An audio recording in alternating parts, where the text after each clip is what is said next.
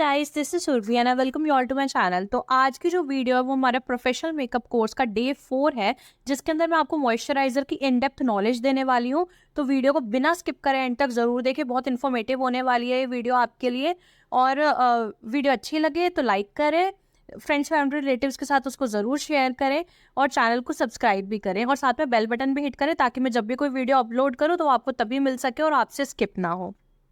So guys, moisturiser जो होते हैं ये 4 तरीके के होते हैं और ये जो इनकी टाइप्स है ये इनकी कंसिस्टेंसी पे डिपेंड करते हैं, ठीक है।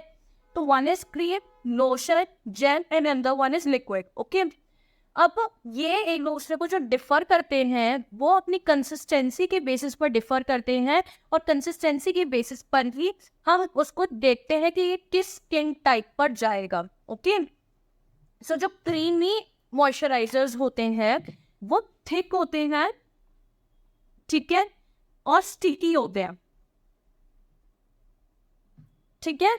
जो क्रीमी मॉइस्चराइजर्स होते हैं वो काफी थिक लगते हैं, ठीक है। जब आप उसको अपने स्किन पाम के ऊपर रब करोगे, फिंगर्स के बीच में उसको रब करोगे तो वो काफी गाढ़े गाढ़े से लगते हैं और स्टिकी चिपचिपे से होते हैं, ठीक है। तो वो होते हैं क्रीमी मॉइस्चराइजर। लोशन जो होते हैं दे आर लेस स्टिकी और साथ में ये जो होते हैं वो लिक्विडी फॉर्म में होते हैं,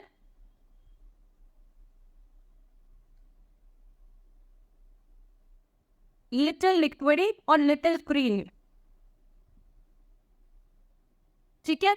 बहुत ज्यादा क्रीमी नहीं होते हैं, बहुत हल्का सा उसके अंदर आपको क्रीमी रेसी महसूस होगी, ज्यादातर वो लिक्विड इन होंगे और इनकी जो ये जो स्टिकीनेस होती है ये बहुत कम होती है, ठीक है। इसके अंदर चिपचिपापन बहुत कम होता है। अनदर जेल, ये जो होते हैं, सबसे पहले मैं आपको लिक्विड के बारे में बता दें। सो जो लिक्विड मॉइस्चराइजर होता है बिल्कुल भी नो स्टिकीनेस, ठीक है, कोई स्टिकीनेस नहीं होती है उसके अंदर, बिल्कुल वाटरी कंसिस्टेंसी का होता है, ठीक है। बहुत लाइट वेट होता है। क्रीमी जो होता है they are more in wait, गाढ़ा होने की वजह से इसका जो थोड़ा सा लगता है कि हमको बहुत हैवी मॉइस्चराइजर्स होते हैं ये। और जो लोशंस होते हैं ये भी लाइट वेट ही होते हैं, ज्यादा ये भी लाइट वेट ही होते हैं लोशंस, ठीक है। अब जेल, जेल क्या है? अगर आप वाटर को कंबाइन करते हो, कंबाइन कैसे करते हो आप वाटर को? उसको फ्रीज करके, ठीक है। जब उसको फ्रीज करते हो तो वो जो होता है आपका आइस क्यूब की फॉर्म लेता है, फ्रीज हो जाता है वो, ठीक है, सॉलिड फॉर्म में आ जाता है। सिमिलरली जब आप लिक्विड मॉइस्चराइजर को कंबाइन करते हो तो वो एक जेल फॉर्म ले लेता है, ठीक है।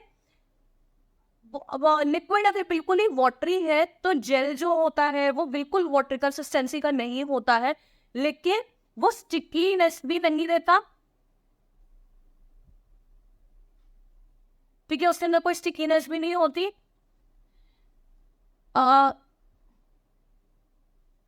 लाइट वेट होता है, बिल्कुल लाइट वेट होता है, ठीक है, और वाटरी कंसिस्टेंसी का नहीं होता।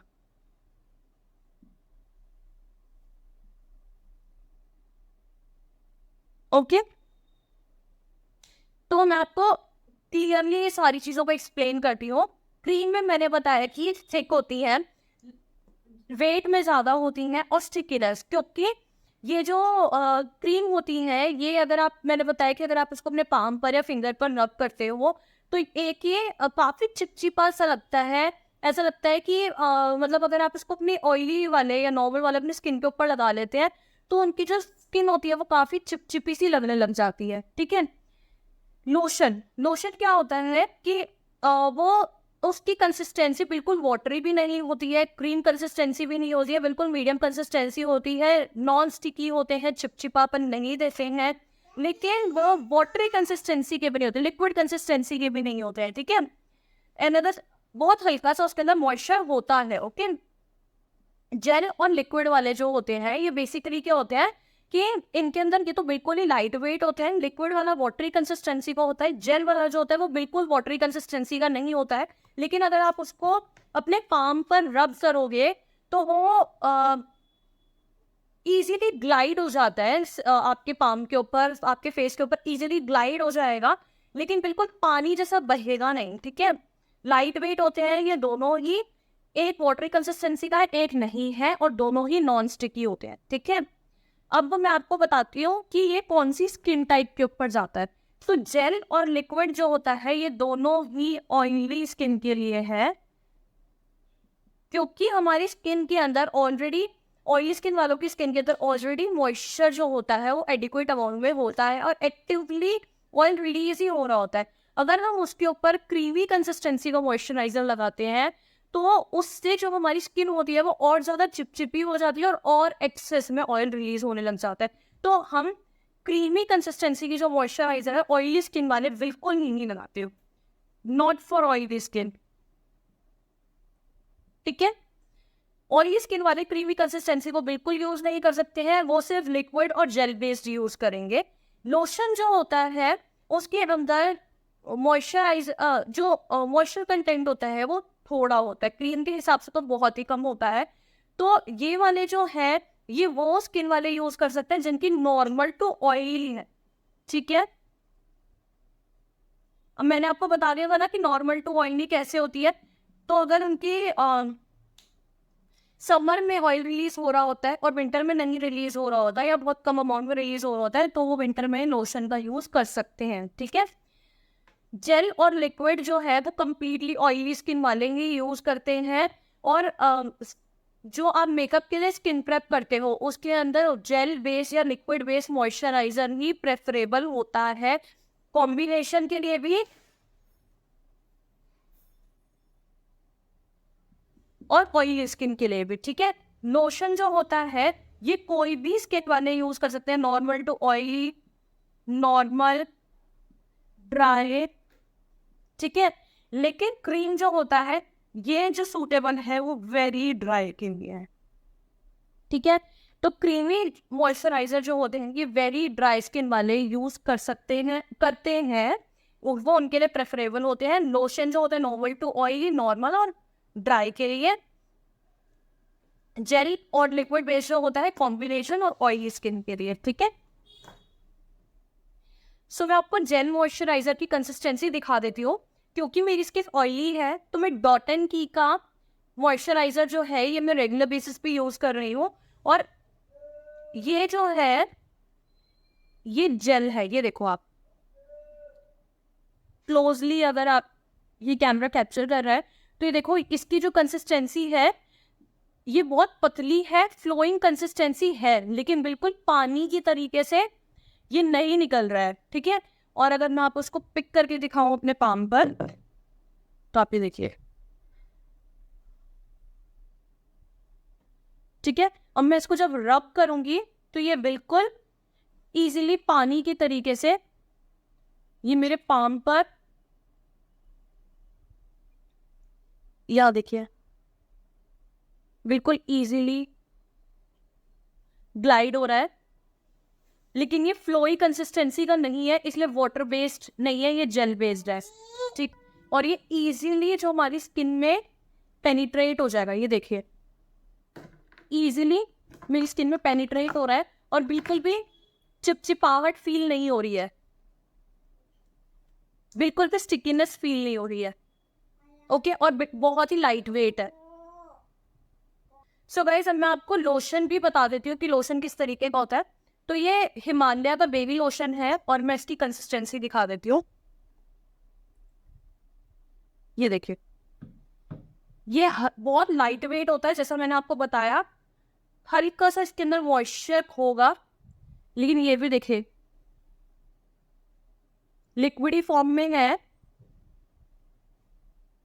और ये भी इजीली स्किन के ऊपर ग्लाइड कर जाएगा। लेकिन आपने देखा होगा कि जब मैंने जेल लगाया था तो वो इस तरीके का वाइटनेस नहीं दिखा रहा था, लोशन दिखाता है क्योंकि ये हल्का क्रीमी होता है, बट जब आप इसको अपनी स्किन में मर्ज करते हो तो ये इजीली ग्लाइड भी हो जाता है, इजीली पेनिट्रेट हो जाता है हमारी स्किन में और ये भी लाइट वेट होता है, ठीक है, जैसा मैंने आपको बताया। तो ये वाला मॉइस्चराइजर, इस तरीके का मॉइस्चराइजर लोशन जो होता है, ये आप नॉर्मल टू ऑयली, नॉर्मल और ड्राई स्किन के लिए इजीली यूज कर सकते हो। अब अगर मैं बताऊं कि आप अपनी वैनिटी में कौन सा सेफेस्ट ऑप्शन रख सकते हो मॉइस्चराइजर का और वाइप्स का क्लिनजिंग के लिए, तो आप कौन सा यूज कर सकते हो, तो मेरे accordingly safest option baby wipes और बेबी लोशन का ही है, ठीक है। इस टाइप के जो बेबी वाइप्स होते हैं ये नॉन इरिटेटिंग वाइप्स होते हैं। अगर आप कोई और वाइप जैसे यूज करते हो और वो जैसे ऑयली स्किन वाला अगर आप नॉर्मल स्किन के ऊपर यूज कर रहे हो, या ड्राई स्किन वाला अगर आप ऑयली स्किन के ऊपर यूज कर रहे हो, तो वो जो होते हैं वो अपनी प्रॉपर्टीज की वजह से एडवर्स इफेक्ट देते हैं उस स्किन के ऊपर। लेकिन आप इस तरीके का वाइप अगर अपनी वैनिटी में रख रहे हो किसी भी स्किन के क्लिनजिंग के लिए, आप इसको इजीली यूज कर सकते हो किसी भी स्किन टाइप के लिए, कोई भी स्किन टाइप हो आपकी, किस टाइप का जो वाइप्स है आप उसको इजीली यूज कर सकते हो स्किन के लिए।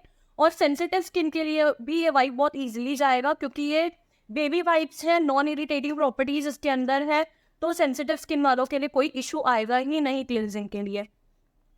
इसके अलावा तो मैंने आपको बताया है अपनी फर्स्ट वीडियो में कि आप क्लिनजिंग मॉइस्चराइजर्स वगैरह, क्लिनजिंग लोशन वगैरह भी आप यूज कर सकते हो। सेफेस्ट ऑप्शन ये मैं आपको बता रही हूँ। सिमिलरली अगर आपको कोई भी स्किन टाइप, वेरी ड्राई को छोड़ करके किसी भी स्किन टाइप के लिए मॉइस्चराइजर लेना है, तो आप इस टाइप का बेबी लोशन अपनी वैनिटी में रख सकते हो। अगेन बहुत ही सेफेस्ट ऑप्शन है सेंसिटिव स्किन वालों के लिए और बाकी स्किन वालों के लिए भी।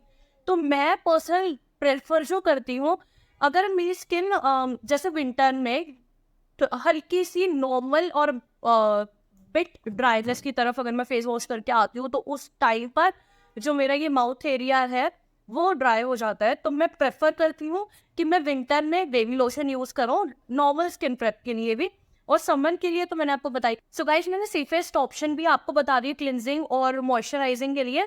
हाँ, हम डिटेल में बाद में देखेंगे जब मैं आपको प्रोडक्ट्स लिस्ट दूंगी कि आप क्लिनजिंग के लिए, टोनर, मॉइस्चराइजर के लिए और प्राइमर वगैरह के लिए, बाकी चीज़ों के लिए भी आप कौन कौन से प्रोडक्ट्स को अपनी वैनिटी में रख सकते हो, इंपॉर्टेंट प्रोडक्ट कौन से हैं, ये सब जब मैं आपको जिस वीडियो में कवर करूंगी उसमें मैं आपको बताऊंगी। लेकिन फॉर नाउ अभी मैंने, जब ये टॉपिक चल ही रहा है, तो मैंने एक सेफेस्ट ऑप्शन आपके साथ डिस्कस कर लिया है, that is baby wipes and baby lotion. तो क्लिनजिंग और मॉइस्चराइजिंग के लिए ये मैं 2 ऑप्शंस आपको बता चुकी हूँ, ठीक है। और बाकी चीज़ें तो हम आगे डिटेल में जैसे जैसे वीडियो में आगे बढ़ते चले जाएंगे तो हम आगे डिस्कस करेंगे ही। सो गाइज, ये सीरीज आपको कैसी लग रही है आप मुझको कमेंट में ज़रूर बताना, और मैं जितनी इन्फॉर्मेशन आपको दे सकती हूँ उतनी मैं देने की पूरी कोशिश कर रही हूँ। वीडियो अच्छी लगे तो लाइक कीजिएगा, फ्रेंड्स एंड रिलेटिव्स के साथ ज़रूर शेयर कीजिएगा और चैनल को सब्सक्राइब भी कीजिएगा। सो मिलते हैं नेक्स्ट वीडियो में, टिल देन टेक केयर।